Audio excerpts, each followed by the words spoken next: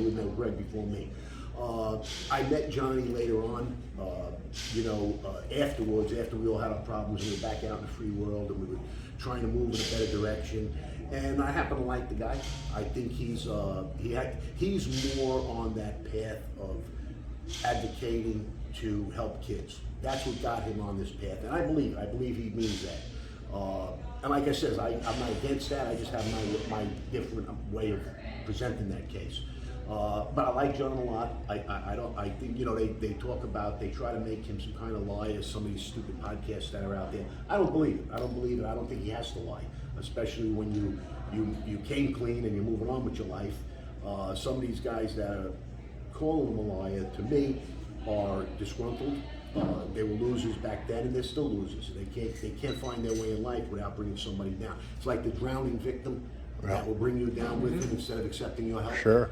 And I put messages out there to this day, because they tried it with me, but I ignored them. I have a reputation, and I have documentation that people slandering me, they could never overcome proof that I have. So Now, I don't engage in the arguments. But I will tell them this, because I'll never take the low road. I'm on the high road, and I'll say it again. If they learn to behave right and reach out to me, I'll do anything I can do to help them. I do that for friends and people that were once friends.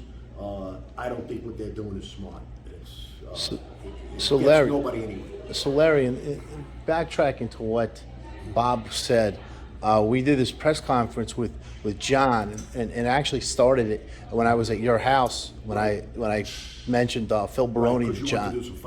Yeah, so there's such an incredible story there. Just to give the Reader's Digest version, John's partner, Johnny Halight's partner in bookmaking, in loan sharking business, was a gentleman named Phil Baroni. Phil Baroni was a Gold Star detective that was also working with the Gambino family. He's the one who gave me that great quote years ago: if you want to be a gangster, the best thing to do is have a badge. Yeah.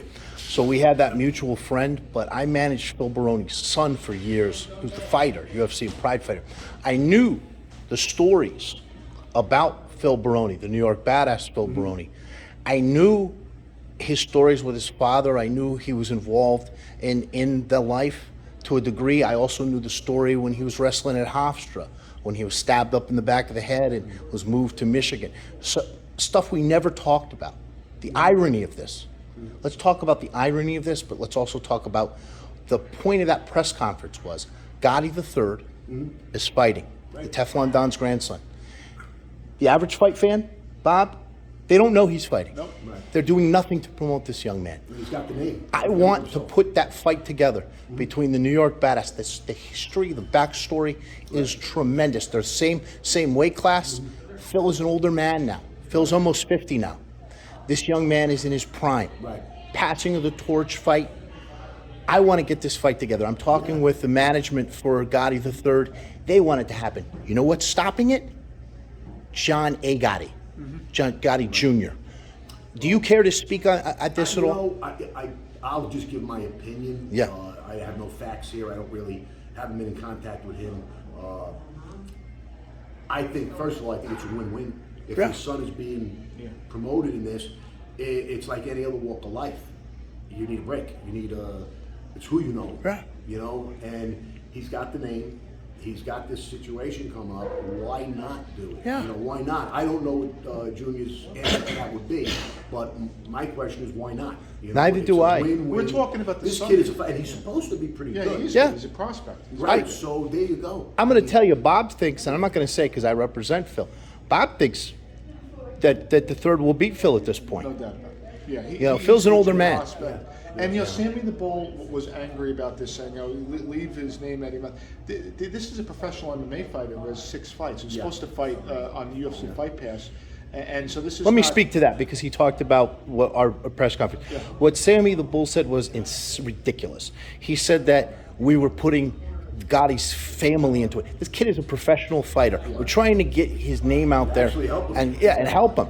Yeah. Well, here's the thing. Again, everybody has their motives. I guess Sammy and Johnny are still going at it, and I think he came out with some statement about the rules, and this is in Cosa Nostra. We're not in Cosa Nostra anymore. Exactly. We all signed out, including Sammy. So he shouldn't be talking that way. That's a good point. And you have rules that you want to say. Yeah, he's right. You don't bring families in, but But they're doing it. The Gottis are doing it. They're bringing A-Light's I'm saying, family in. but Yeah. we're forgetting all the other rules. Yeah. Every other rule is broken. That's okay. Now Yeah. you want to focus on this one rule that is, and he's not even breaking the rule. John June, this kid Johnny is a fighter. Is that his Exactly. name? He's Gotti the third. He goes He's by. a Yeah. fighter. He should be coming out saying, "Make it happen." And 5 years ago, just to close this out, 5 years ago, Gotti the third, in an interview, called out Phil Baroni, and he talked about the past history with the family. He wanted to fight him. It's his father that's standing in the way of this fight. Now, this is not to be humorous, but I know Johnny A-Light. He said they could put on a pay-per-view event, him and John Jr. Yeah. That's what they wanted to That would've box been, each other. And, Yeah. Listen, at this stage of the game, I don't think anybody has the wind to go 8, 9, 10 rounds. So it's probably not going to be that long. You use 16-ounce Yeah. gloves, Yeah. and you make it, and Do like a John's out tough there, man. John's out there Yeah. making money in Yeah, documentaries, yeah, and yeah. so he's breaking a rule. He's not really supposed to be Yeah. doing that. I got no problem with it. I'm just saying. Yeah, but You know, I could see John Jr. saying, no, I don't want to do that because we're helping A-Light. Okay, Right. that's almost we could argue about that.